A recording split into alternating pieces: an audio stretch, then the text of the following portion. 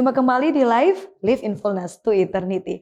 Senang saya Merlin Sutomo akan menemani Anda dalam beberapa menit ke depan, masih dalam program yang mendiskusikan informasi seputar kesehatan dan juga pola hidup sehat untuk kita semua. Dan topik menarik yang akan kita bahas pada saat ini, yaitu demam berdarah. Demam berdarah yang tren disingkat DBD ini tidak boleh dianggap sebelah mata. Memang hanya libatkan serangga kecil saja, namun mampu sebabkan dampak yang besar. Seperti serangga kecil terbang kian kemari, bawa penyakit serius bagi kawan di hati. Namun jangan khawatir, tetap bersama kami karena bersama Dr. Atma Jaya Tambah kita belajar cara menghindari. Dr. Atma Jaya Tambah menamatkan diri sebagai sarjana pada tahun 2003 dan profesi kedokteran dari universitas yang sama, Universitas Samratulangi Manado pada tahun 2006.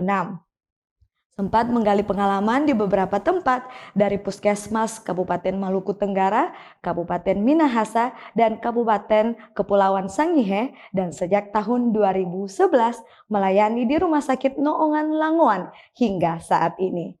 Tiba saatnya kita menyapa narasumber kita, Dr. Atma Jaya Tambah. Halo dokter.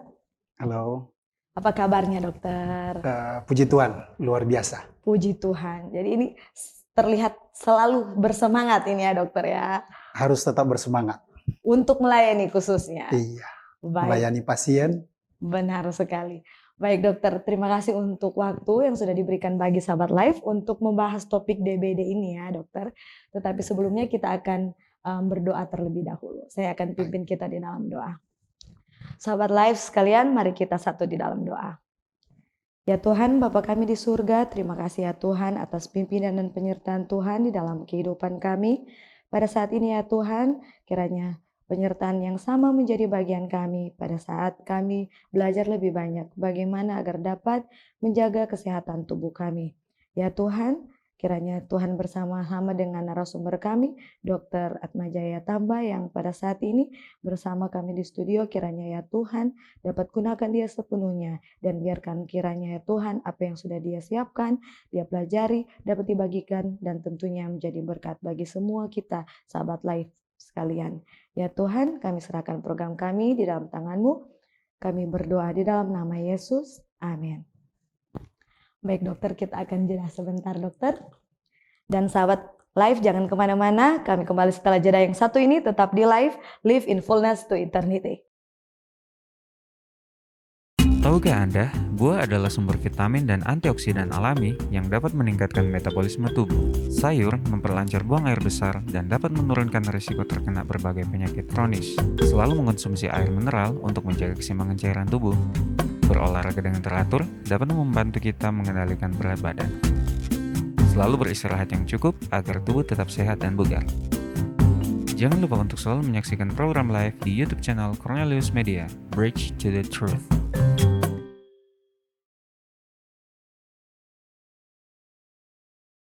Kembali dengan kami di Live in Fullness to Eternity. Kita kembali ke narasumber kita, Dr. Atma Jaya Tambah dalam topik DBD atau demam berdarah.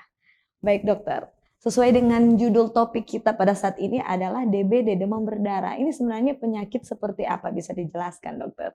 Iya. Jadi demam berdarah denggi ini atau disingkat DBD, ini merupakan penyakit infeksi virus denggi. Di mana virus ini ditularkan oleh nyamuk dan nyamuk penular ini adalah nyamuk Aedes aegypti dan nyamuk Aedes albopictus. Jadi dia bisa sampai kepada manusia oleh karena ditularkan oleh nyamuk. Dan ketika virus ini, di mana virus denggi itu ada 4 tipe. Ada tipe serotipe denggi 1, serotipe denggi 2, denggi 3, dan denggi 4. Apabila virus ini masuk, itulah nantinya selanjutnya akan membuat penyakit di dalam tubuh manusia. Oke, jadi itu seperti itu. DBD ini disebut-sebut sangat berbahaya karena mampu membunuh penderitanya. Benar demikian? Iya, jadi penyakit DBD ini bila penanganannya terlambat, bisa berisiko kematian karena akibat yang dibuat oleh infeksi virus dengue ini dapat menyebabkan syok bagi penderita. Dan Oke. ketika Mhm. penderita mengalami syok, Mhm. itulah nantinya akan mengakibatkan gangguan sirkulasi Mhm. dan menyebabkan kematian bagi penderitanya. Jadi harus perlu waspada dan perlu penanganan lebih awal. Oke, baik dokter. Dan untuk di Indonesia ini sendiri, berapa tingkat statistik yang bisa menggambarkan tingkat kematian disebabkan oleh DBD ini, dokter? Iya. Jadi memang penyakit DBD ini, Mhm. khususnya di Indonesia ya, Mhm. ini termasuk negara Indonesia ini termasuk tertinggi juga di Asia, selain Filipina, Vietnam. Jadi jumlah kasus DBD-nya termasuk tinggi di Asia untuk Indonesia ya. Untuk tingkat mortalitas atau kematian ya, kalau data dari Kementerian Kesehatan tahun 2002 dinyatakan bahwa ada 143.000 kasus dan jumlah kematiannya mencapai 1.200 orang. Jadi cukup besar juga ya. Dan data terakhir dari Kementerian Kesehatan untuk minggu ke-40, jadi belum mungkin Iya, selesai, minggu benar. ke-40 tahun 2023, dia jumlah kasusnya sekitar 69.000. Itu baru minggu ke-40 ya. Dan jumlah kematian sekitar 500 orang. Jadi memang akibat yang dibuat oleh virus dengue, kematiannya juga cukup besar, 500 orang. Iya. Bisa juga itu bisa digambarkan mungkin kalau misalkan ada satu kampung ya berjumlah 500 orang ya, ini misalkan ya, bisa satu kampung korban mengalami kematian. Walaupun mungkin tidak satu kampung langsung terkena demikian. Jumlahnya cukup besar dalam 1 tahun. Iya, dengan kata lain serius ya. Iya, Satu cukup serius. desa kalau misalkan kita dihitung satu tempat ya semuanya. Misalnya jumlahnya satu desa Oke. itu 1.000 orang. Walaupun dia akan mungkin di tempat-tempat lain ya. Iya benar dokter. Baik, untuk kelompok usia berapa nih yang lebih tinggi memiliki resiko berdasarkan statistik? Oh iya. Jadi dari data laporan Kemenkes juga, jumlah kelompok usia yang menderita demam berdarah dengue atau DBD ini, umumnya yang tertinggi umur 5-14 tahun. Ya. Dan itu juga dalam laporan jumlah kematiannya juga usia 5-14 tahun juga yang banyak meninggal akibat komplikasi demam berdarah dengue ini. Untuk kelompok umur selanjutnya kematian setelah umur 5-14 tahun adalah umur 1-4 tahun. Jadi memang usia umur anak memang lebih beresiko untuk mengalami resiko kematian. Jadi memang kita harus lebih waspada, orang tua harus lebih menjaga anak. Karena ini sangat berbahaya kalau tidak ditangani lebih awal. Iya benar sekali. Ini 5-14 lalu 1-4 ya, 4 tahun. Ini kenapa? Kenapa lebih ke usia lebih muda? Kemungkinan ya usia muda ini oleh karena daya tahan tubuh anak-anak masih belum terbentuk lebih baik dibanding dewasa. Oke. Kemungkinan berikutnya oleh karena juga anak-anak juga ya khususnya 5-14 tahun sudah mulai bersekolah. Jadi aktivitasnya juga sudah mulai meningkat, berkumpul dengan teman-teman di sekolah, bermain di luar juga dengan teman-teman sehabis sekolah. Jadi resiko tertular atau digigit oleh nyamuk juga semakin besar. Oke, jadi itu salah satu penyebab ya mengapa Resiko-resiko. mereka bisa lebih tinggi resikonya ya. Baik, untuk gejala-gejala penyakit DBD ini sendiri apa saja nih dok? Oh, baik. Jadi ketika penderita digigit oleh nyamuk dan akhirnya menderita demam berdarah, gejala-gejala yang dapat ditemukan ialah demam ya. Itu yang khas, demam ya. Dan demam ini dia mendadak. Mendadak. Jadi mungkin beberapa jam sebelumnya anak ini kelihatan ya masih aktif, masih kelihatan baik-baik, tapi beberapa jam kemudian langsung panas dan panasnya langsung tinggi. Dan berlangsung terus-menerus ya. Oke. Bisa mungkin sekitar 2-7 hari. Iya. Dan kalaupun meminum obat penurun panas ya, dia hanya turun sebentar sesuai dengan kadar ya jangka waktu obat. Setelah itu naik lagi, begitu ya. Itu demam ya, demam tinggi mendadak. Kemudian penderitanya mengalami karena demam tinggi nyeri kepala. Kemudian nyeri di belakang bola mata. Jadi dia rasa, aduh belakang bola mata saya ini sakit sekali, gitu ya. Baru nyeri-nyeri sendi, nyeri-nyeri otot-otot. Jadi rasa tidak nyaman ya. Kemudian ada juga mual, muntah dan nyeri ulu hati. Kadang-kadang juga ada ya sedikit nyeri menelan dan batuk beringus. Tapi yang 3 utama tadi itu yang lebih sering gejala-gejalanya yang muncul. Begitu. Oh, oke. Baik dokter. Ini setelah didengar-dengar gejala-gejala dari DBD ini, terdengar seperti mirip-mirip nih dengan gejala penyakit dari chikungunya, lalu demam tifoid, malaria, dan mungkin ada virus Zika. Ini jadi di antara semua jenis-jenis ini, dibanding kembali kepada gejala DBD, mana yang paling unik nih pada saat kita lihat, mungkin kita lihat, oh ini memang DBD gitu, tidak yang lain. Oh baik, pertanyaan yang sangat baik. Jadi memang penyakit DBD, virus Zika, baru chikungunya, memang ketiga penyakit ini ditularkan oleh nyamuk yang sama. Jadi vektornya itu sama, yaitu nyamuk Aedes ya. Oke.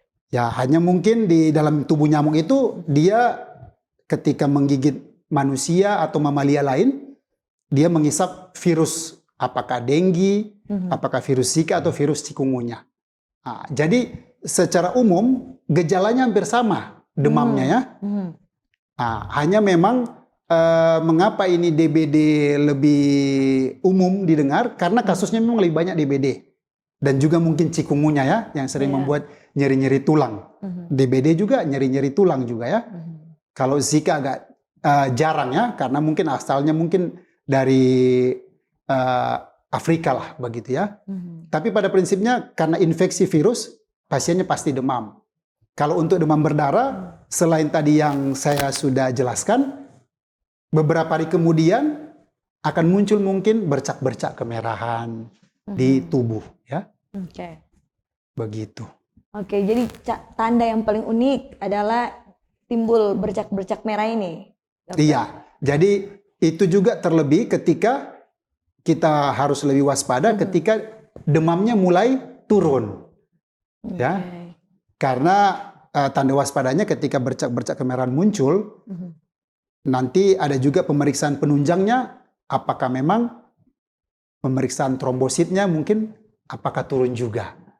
Oke, ini dokter sebut turun ya, turun. Ini bukannya tandanya lebih baik nih ya, kalau panas meningkat lalu turun, bukannya hal yang baik. Ini bisa dijelaskan lebih lanjut, dokter. Baik, jadi saya coba tunjukkan ya, itu fase untuk demamnya ya. Tadi gejala demam berdarahnya ya. Jadi memang untuk DBD ini ada 3 fase. Jadi fase demam itu sekitar 1-3 hari.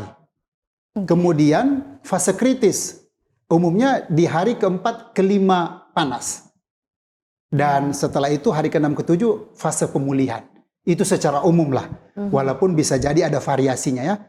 Sehingga di penyakit DBD ada dikenal dengan istilah pelana kuda. Seperti tadi yang saya sudah sampaikan. 1-3 hari pertama itu biasanya demamnya tinggi. Jadi kalau dibuat kurvanya, dia agak di atas dulu. Nah, ketika demamnya turun, dia akan turun grafiknya ya. Dan berlangsung sekitar 2 hari, jadi dia agak rendah. Dan setelah itu fase pemulihan dia demam lagi. Nah, jadi terkadang memang banyak kan di masyarakat, kalau demam turun, aduh ini tandanya mungkin sudah baik. Tetapi pada kasus DBD, kita jangan terkecoh tapi waspada. Karena ini bisa dinyatakan fase kritis. Sehingga ketika demam turun, mungkin saat ini juga perlu, apalagi ya kondisi pasiennya lemah begitu ya. Malas makan. Kita harus lebih waspada karena bisa jadi ini tanda gejala demam berdarah, apalagi timbul bercak-bercak kemerahan. Begitu. Oke. Jadi jangan terkecoh. Jangan terkecoh. Ini biasanya bercak-bercak ini timbulnya pada saat demamnya tinggi atau pada saat turun nih dokter? Ketika demamnya turun. Demamnya turun. Karena itu menunjukkan bahwa fase kritis itu karena di infeksi virus dengue ini dia akan membuat tubuh membuat antibodi. Yeah. Ketika tubuh membuat antibodi untuk melawan antigen ini virus, akibatnya tubuh akan berespon sehingga ini trombositnya turun. Dan selain trombosit turun, kondisinya juga akan membuat itu pembuluh darah bisa pori-porinya jadi lebih melebar. Sebenarnya dia rapat sehingga aliran darah di situ akan aman. Tetapi dalam kondisi infeksi virus DBD ini, seolah-olah itu pembuluh darah jadi melebar, akhirnya darah bisa keluar. Saya koreksi ya, plasmanya bisa keluar ya. Sehingga darah di dalam itu kental dan juga trombositnya turun. Ketika trombositnya turun itulah membuat jadi bercak-bercak kemerahan karena itu menandakan ada perdarahan di bawah kulit di pembuluh darah itu sebenarnya. Begitu. Jadi selain itu terlihat lemah ya pada saat dia demamnya turun ya ini ya. Mungkin lemah dalam arti tidak seperti biasanya. Padahal seperti demamnya sudah tidak ada lagi ya dokter. Dan juga mungkin juga oleh karena tekanan darahnya sudah mulai turun, ya ini juga diwaspadai. Kalau kita bisa meraba nadinya biasanya agak ya teraba, kuat, ini sudah mulai lemah dan cepat. Karena tekanan darah mulai turun. Karena sudah mulai gejala-gejala awal syok. Karena tadi pembuluh darahnya sudah mulai plasmanya keluar. Jadi seperti bagaikan selang, kalau aliran airnya sudah tidak ada, maka akan tidak bisa lagi menuju hilirnya kan? Jadi sama dengan pembuluh darah di dalam tubuh kita ketika tidak ada lagi plasma ini cairannya, walaupun jantung memompa dia tidak akan sampai ke organ-organ penting lainnya, apakah otak, ya jantung. Itu yang berbahaya sehingga bisa syok. Begitu. Jadi nadinya teraba lemah dan yang lebih bahaya lagi sebelum itu bisa ujung kaki dan tangan dingin, teraba dingin ya. Dan yang paling berbahaya lagi kalau tidak teraba, kalau diukur tekanan darah, nadinya tidak lagi teraba, itu bisa dengue shock syndrome lah ya. Jadi mungkin DBD derajat 4 dan itu bisa berbahaya dan bisa mengakibatkan kematian. Sudah emergensi karena ya, terlambat, karena perlu harus ditangani di rumah sakit untuk mengembalikan kondisi pembuluh darah supaya terisi dengan cairan untuk sirkulasi darah berjalan dengan baik. Baik dokter. Dan sehubungan dengan demam dari DBD ini biasanya naiknya itu setinggi apa? Atau karena ada yang sebutkan contohnya mungkin 38,2 aja itu bukan tanda-tanda DBD katanya seperti itu. Bagaimana tanggapannya? Secara umum demamnya tinggi. Jadi 39 bahkan bisa sampai 40. Secara umum demikian ya. Jadi memang itu yang membuat sangat terganggu pasiennya dan mendadak. Begitu, demam tinggi. Secara umum. Baik dokter. Nah sebenarnya ini dari kontak seseorang terkena kontak penyakit atau bibit penyakit ini dengan waktu gejala pertama muncul itu biasa berapa lama? Baik. Jadi ketika nyamuk itu Aedes aegypti, saya jelaskan lagi, yang menggigit itu adalah yang betina. Mengapa demikian? Karena yang betina ini menggigit manusia itu karena dia butuh protein untuk bertelur. Jadi dia mengambil darah manusia dan mamalia lainnya. Jadi nyamuk betina gigit. Ketika nyamuk betina itu mengandung virus dari air liurnya, dia gigit tubuh manusia. Dari situ sampai timbul gejala sekitar 4-7 hari baru timbul gejala. Seperti seminggu begitu ya? Iya benar. Kurang lebih. Jadi muncul itu mulai gejala demam, Oke, baik. Lumayan cepat ya dokter ya. Iya.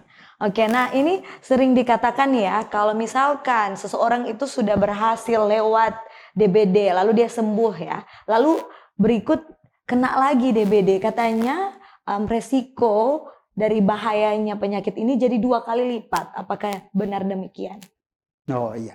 Iya, benar demikian ya. Oke. Seperti yang saya sudah jelaskan tadi di awal, bahwa virus dengue itu ada 4 serotipe. Ya, yang di Indonesia yang sering adalah DEN 3, ya.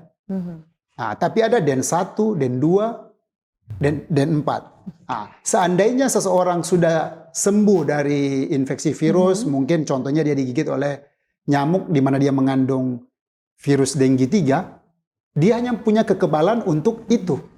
Dan itu berlangsung mungkin ya beberapa lama ya. Ketika nyamuk dengan virus dengue lain yang gigit, tubuh penderita itu belum memiliki kekebalan tubuh yang lengkap, sehingga tubuh akan membuat reaksi yang berlebihan untuk melawan virus yang baru ini. Sehingga reaksi yang berlebihan ini akan membuat kondisi pasien atau penderita lebih menurun, sehingga kondisinya bisa lebih berat setelah terkena lagi DBD. Jadi memang kita harus lebih waspada kalau kita sudah pernah terkena DBD sebelumnya. Dan sebagai catatan, selain itu ada juga kalau penderita tersebut menderita sakit gula, gangguan ginjal, terkena infeksi demam berdarah, risikonya juga akan lebih berat. Jadi harus lebih berjaga-jaga. Untuk itu penting untuk pencegahannya. Iya, benar sekali nih, pencegahan. Ngomong-ngomong pencegahan, tentunya kita harus tahu nih, kenal nih, siapa sih biang kerok yang pembawa ya bibit penyakit ini, yaitu jenis-jenis nyamuk yang sudah dokter sebutkan tadi ya. Iya. Nah, apa saja ciri-ciri yang paling mencolok dari nyamuk pembawa bibit penyakit ini? Oleh karena tadi, nggak mungkin ya kita lihat terbangnya aja cepat, susah ditangkap. Nah, apalagi mau membedakan mana yang jantan dan betina, dokter. Baik, bisa dijawab, Iya. dokter.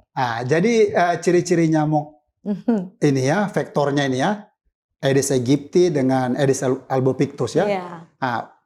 Kalau kita sempat dapat nyamuknya, dia belang-belang begitu ya, hitam putih gitu ya, loreng-loreng lah begitu ya, gambaran nyamuknya ya. Dan juga kebiasaan nyamuk ini menggigit. Biasa kan kalau kita malam-malam tidur banyak juga nyamuk, tapi dia bukan malam-malam menggigit. Dia nyamuk ini menggigit pada siang hari. Jadi dikatakan beberapa jam sesudah matahari terbit dan beberapa jam sebelum matahari terbenam. Jadi sekitar ya umumnya sekitar jam 9 jam 10 pagi dan jam 3 jam 4 sore. Jadi ya mungkin ada variasi beberapa jam lah setelah itu. Jadi itu kebiasaan nyamuk ini menggigit. Dan nyamuk ini suka hinggap di pakaian-pakaian bekas. Khususnya contohnya maksudnya pakaian bekas pakai maksudnya. Jadi kita kan sering setelah pakai masih boleh pakai besok, gantung di kamar. Tapi kalau berlangsung lama, mungkin sampai berminggu kita gantung, nyamuk suka sekali hinggap di tempat pakaian bekas yang begitu. Khususnya nyamuk Aedes aegypti, karena Aedes aegypti ini dia suka di dalam ruangan. Ya, kalau Aedes albopictus dia suka di luar ruangan. Ya, jadi Aedes albopictus mungkin di luar ruangan, ya seperti ada potongan bambu yang masih tersisa bisa terisi air, contoh ya. Ya, mungkin ban bekas terisi air, kaleng-kaleng terisi air. Kalau nyamuk Aedes aegypti ya mungkin di bak mandi. Jadi perlu nanti ya lebih rajin untuk menguras begitu ya. Di pot bunga barangkali yang ada isi bunga hidup, tempat makanan burung. Jadi nyamuk ini unik juga. Mereka suka tinggal di air bersih. Dia kalau airnya langsung bersentuhan dengan tanah, nyamuk tidak mau bertelur di tempat itu.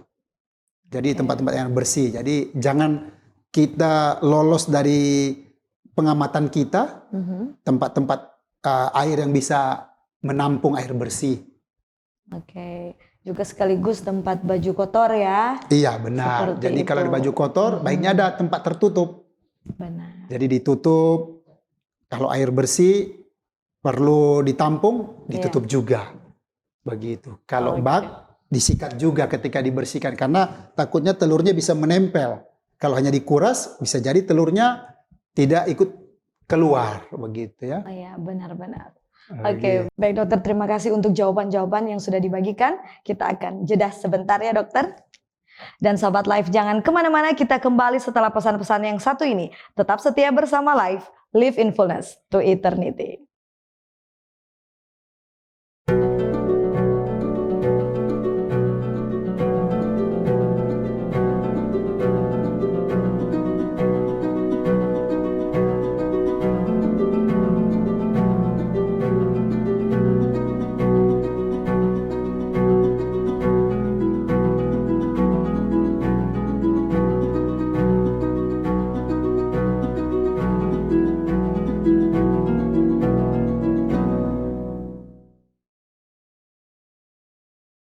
Terima kasih Anda masih setia bersama kami di Live, Live in Fullness to Eternity. Masih dengan Dr. Atmajaya Tamba dalam topik DBD, demam berdarah.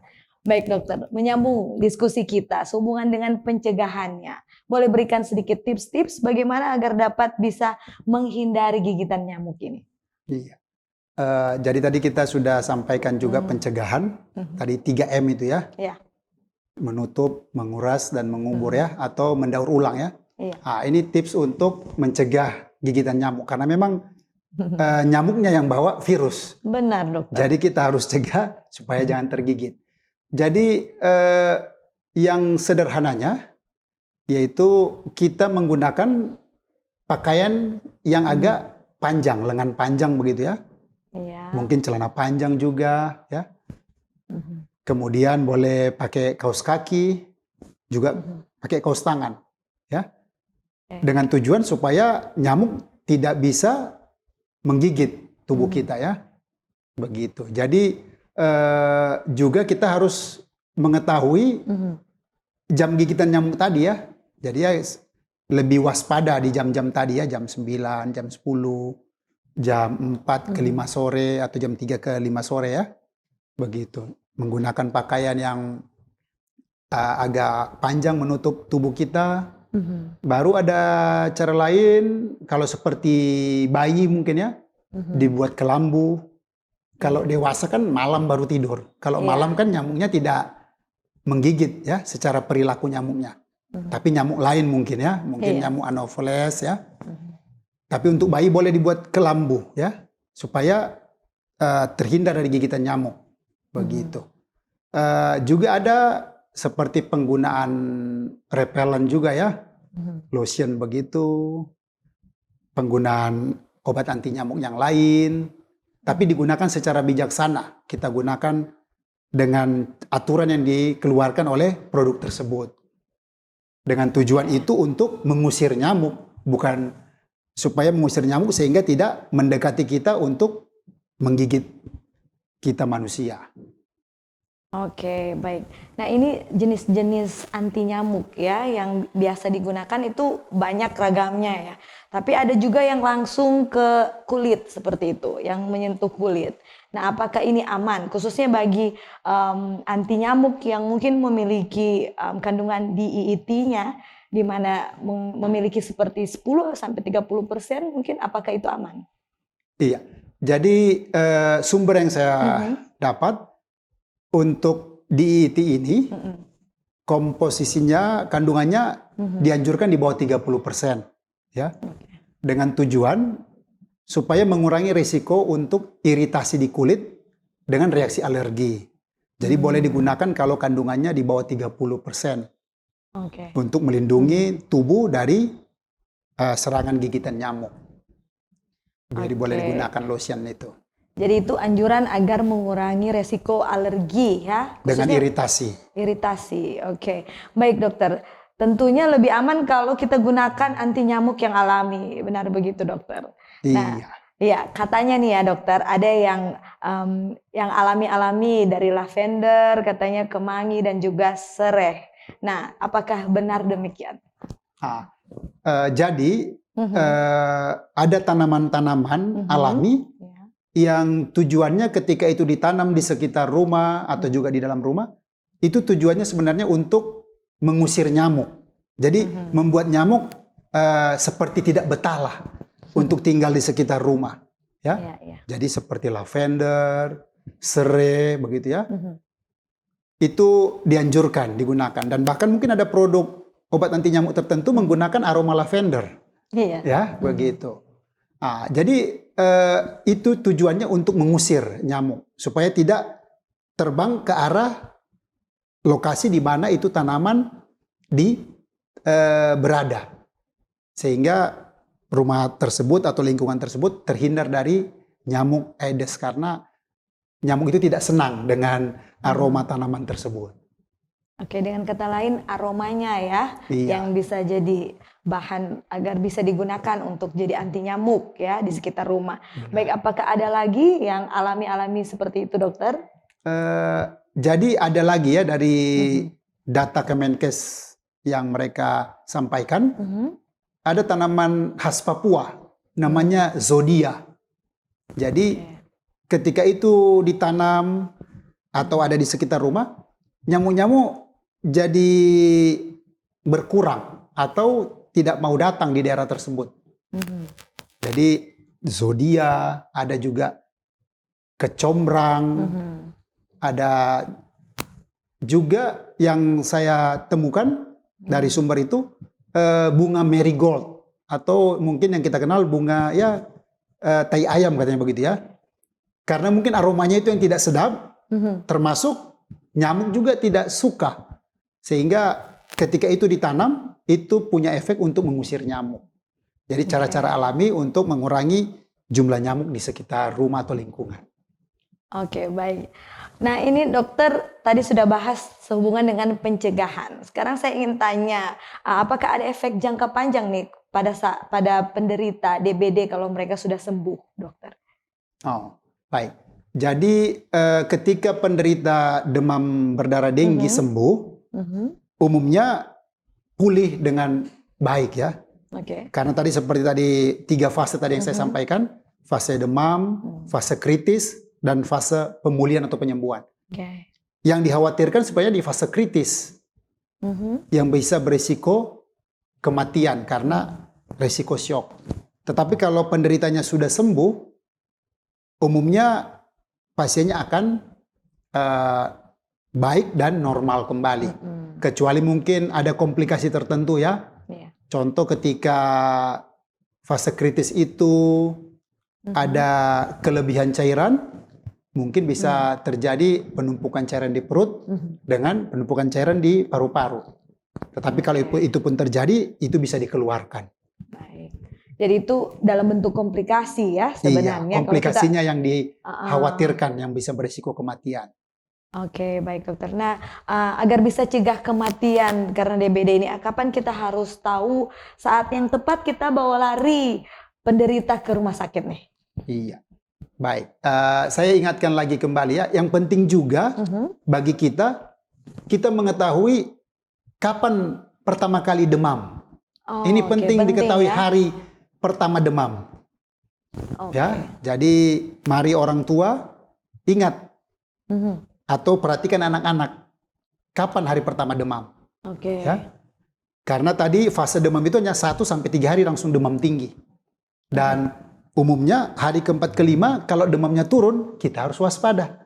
Iya.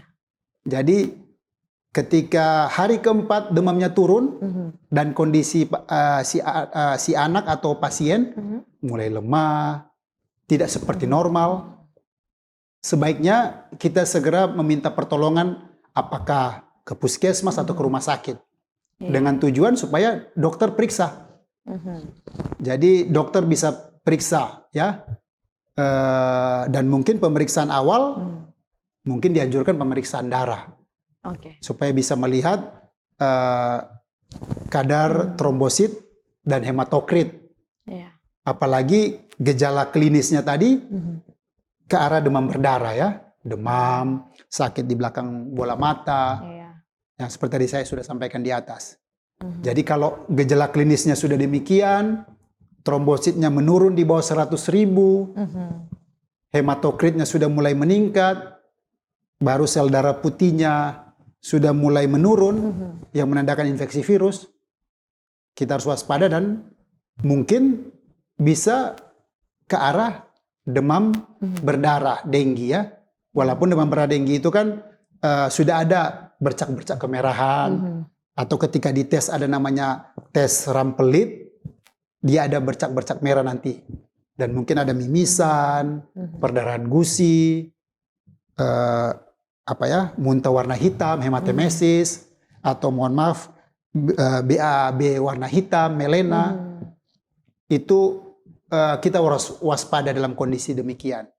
Bisa jadi itu gejala demam berdarah denggi. Oke, jadi sebenarnya kalau sudah hilang panasnya itu harus waspada, bisa kita bawa ya ke rumah sakit. Lebih baik mungkin dibawa lalu salah daripada jadinya dipikir tidak berbahaya kemudian fatal ya. Iya benar. Seperti Jadi itu.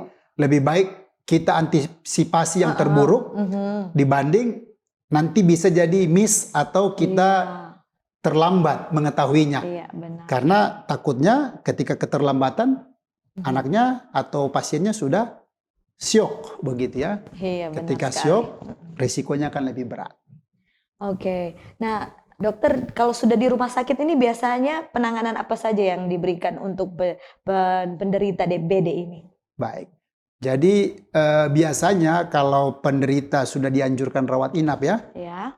berarti seperti tadi saya sudah utarakan, ada gejala klinis, nilai trombositnya sudah kurang dari 100.000, dan juga nanti hematokritnya itu sudah mulai ada peningkatan. Jadi yang lebih diwaspadai kalau lebih dari 20% ya, karena itu bisa menandakan ada kebocoran dari pembuluh darah sampai plasma keluar.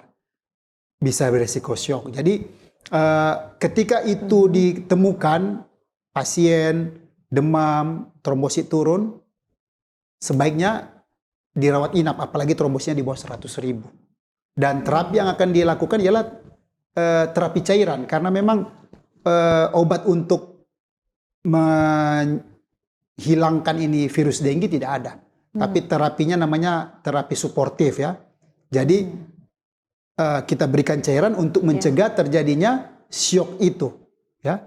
Jadi ketika pembuluh darah tampaknya bocor sehingga plasma keluar, diberikan cairan. Jadi pemberian infus adalah pemberian cairan yang tercepat. Walaupun memang kalau di rumah kan ataupun juga dianjurkan juga banyak minum, cukup cairan ya, banyak minum. Dan juga selain diberikan infus, diobservasi tanda-tanda vitalnya, karena tanda-tanda vital itu penting. Tekanan darah harus dievaluasi, nadinya dievaluasi. Dan juga diberikan obat-obat sesuai keluhan yang lain. Kalau ada demam dikasih obat penurun demam, kalau mual muntah dikasih obat mual muntah, dan kalau ada keluhan-keluhan lain. Sambil tetap diobservasi dan dievaluasi kondisi pasien. Oke dokter, satu lagi pertanyaan sebelum kita masuk ke mitos dan fakta ya dokter ya, agar bisa cegah kematian ini ya, katanya salah satu yang paling efektif yang bisa membantu katanya dengan meminum jus jambu, apakah benar demikian? Jadi seperti tadi yang sudah saya sampaikan bahwa terapi cairan ini penting untuk penderita DBD. Jadi pasien harus lebih banyak minum. Karena penderita DBD mengalami demam. Demam akan membuat penguapan cairan. Sehingga pembuluh darah akan lebih berkurang cairannya, risiko dehidrasi. Jadi anjurkan banyak minum. Jadi jus jambu juga adalah cairan. Jadi pada prinsipnya semua cairan baik untuk penderita demam berdarah. Termasuk jus jambu ya. Tapi tidak otomatis jus jambunya yang buat mencegah kematian. Karena yang kita harus waspada ketika fase kritis terjadi, sebaiknya berada di rumah sakit. Karena perlu dievaluasi ya. Jadi jus jambunya sendiri ini sama dengan cairan-cairan yang lain untuk membantu kebutuhan cairan. Tapi yang lebih cepat lewat infus ya. Jadi ketika masih ringan, ya diminum saja, enggak apa-apa. Karena dia mengandung vitamin C, secara tidak langsung nanti pelan-pelan akan membantu pembentukan trombosit. Tapi kan ketika fase kritis, yang perlu ditangani adalah terapi cairannya. Nanti ketika ada fase pemulihan, pelan-pelan secara alamiah, tubuh juga akan kembali terjadi peningkatan trombosit. Baik, jadi sebenarnya bukan jambu itu sendiri ya? Iya, yang membuat mencegah kematian. Tetapi penanganan yang baik dari awal sampai akhirnya itu mencegah risiko kematian. Oke, baik dokter. Nah ini saya ingin bertanya sehubungan dengan mitos dan fakta ya yang beredar. Nah sakit DBD katanya hanya perlu waspada jika demamnya turun. Hanya pada saat turun nih penekanannya. Jadi secara umum memang ketika turun itu kita harus waspada ya. Tapi seperti tadi yang telah disampaikan, kita juga tetap harus waspada dari awal ya. Karena demamnya juga tinggi kan. Karena juga bisa saja ada variasi-variasinya. Tetapi memang ketika demamnya tinggi, tiba-tiba dia turun di hari keempat, kewaspadaan harus dijaga. Jadi memang penting waspada ketika demamnya turun. Karena orang terkadang mengira bahwa penyakit sudah sembuh. Ternyata itu bagian dari fase penyakit. Karena berikutnya akan naik lagi demamnya. Kalau kita tidak waspada dan terkecoh, akibatnya kita tidak lagi membutuhkan pertolongan medis atau waspada untuk penyakit itu. Benar sekali dokter. Baik, mitos atau fakta berikutnya ini adalah DBD katanya sering terjadi di daerah padat penduduk nih. Fakta atau mitos dok? Jadi itu fakta ya. Jadi memang penderita DBD lebih banyak di daerah padat penduduk. Mengapa? Karena tadi kita ketahui itu nyamuk. Nyamuk itu dia bisa terbang kemana saja dan bisa jaraknya lebih dari 100 meter. Jadi ketika seekor nyamuk menggigit penderita DBD, di air liurnya sudah mengandung virus, dia juga masih membutuhkan protein dari darah manusia. Dia gigit satu orang, kalau tempat itu padat, berarti resiko dia gigit beberapa orang akan lebih banyak. Benar. Dibanding ya berjauhan ya. Begitu. Jadi resikonya akan lebih tinggi di daerah padat penduduk. Jadi ya memang kita harus lebih berhati-hati. Iya. Berikut terakhir ini ya dokter ya. Ini saya mau bertanya sehubungan dengan mitos dan fakta bahwa nyamuk Aedes aegypti katanya hanya menggigit orang dengan golongan darah tertentu. Oh itu mitos. Mitos ya ini. Iya. Karena nyamuk tadi ya nyamuk betina dia menghisap darah itu untuk kebutuhan proteinnya untuk bertelur ya. Jadi siapa saja orang yang dia temui dia gigit, ya. Dan ya memang dia suka manusia, mamalia lain juga dia gigit ya. Tapi mungkin lebih dekat dengan manusia karena di dalam ruangan sukanya Aedes aegypti ya. Tidak memandang golongan darah apa. Oke, benar sekali. Baik dokter, terima kasih untuk jawaban-jawaban yang sudah disampaikan. Sebelum kita tutup ini, saya ingin meminta, bisakah dokter sedikit memberikan closing statement dokter? Apa saja yang penting untuk diingat bagi sahabat live sekalian? Baik. Jadi untuk penyakit DBD ini, kita harus mengetahui gejalanya ya. Jadi orang tua harus tahu kapan demamnya. Iya. Karena itu akan melihat perjalanan penyakit. Kemudian ketika ada tanda-tanda itu segera langsung meminta pertolongan, apakah di puskesmas, kalau apalagi sudah demamnya turun, datang ke puskesmas atau ke rumah sakit supaya dilakukan pemeriksaan ya.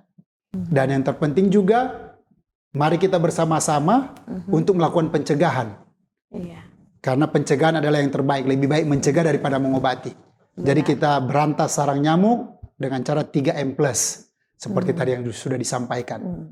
Bila mana nyamuk ataupun sarangnya sudah diberantas atau sudah lebih minimal, risiko kita digigit nyamuk, tertular infeksi demam berdarah denggi akan menurun.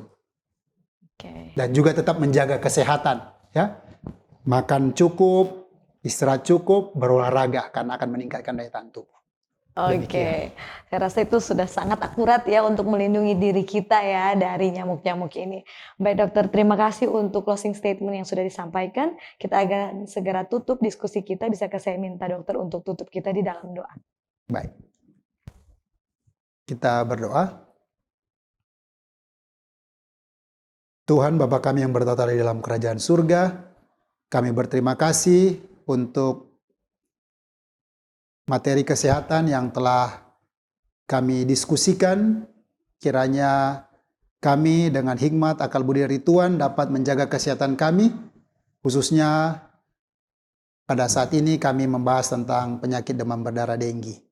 Kiranya kami dapat menjaga kebersihan lingkungan, dapat menjaga kesehatan kami, dan dengan pertolongan Tuhan kami akan terlindung dari infeksi penyakit DBD ini, Tuhan. Terima kasih Tuhan. Tuhanlah selalu memberikan kekuatan kesehatan kepada kami, menolong kami selalu. Doa ini kami panjatkan di dalam nama Anakmu Yesus Kristus, Juru Selamat kami. Amin. Amin.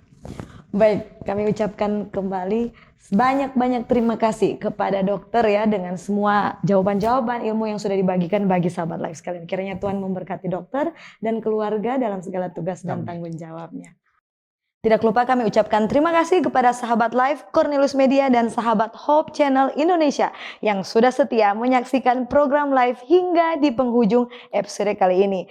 Jika kiranya Anda merasa diberkati dengan program kami, Anda bisa share video ini dari akun Facebook dan YouTube Cornelius Media Official kami kepada keluarga dan sahabat yang Anda kasihi. Serta jangan lewatkan episode Live selanjutnya masih di hari dan waktu yang sama. Dan jangan lupa untuk tetap ikuti program Cornelius Media yang menarik lainnya. Sekarang saatnya kami pamit mundur diri. Demikianlah perjumpaan kita di episode kali ini.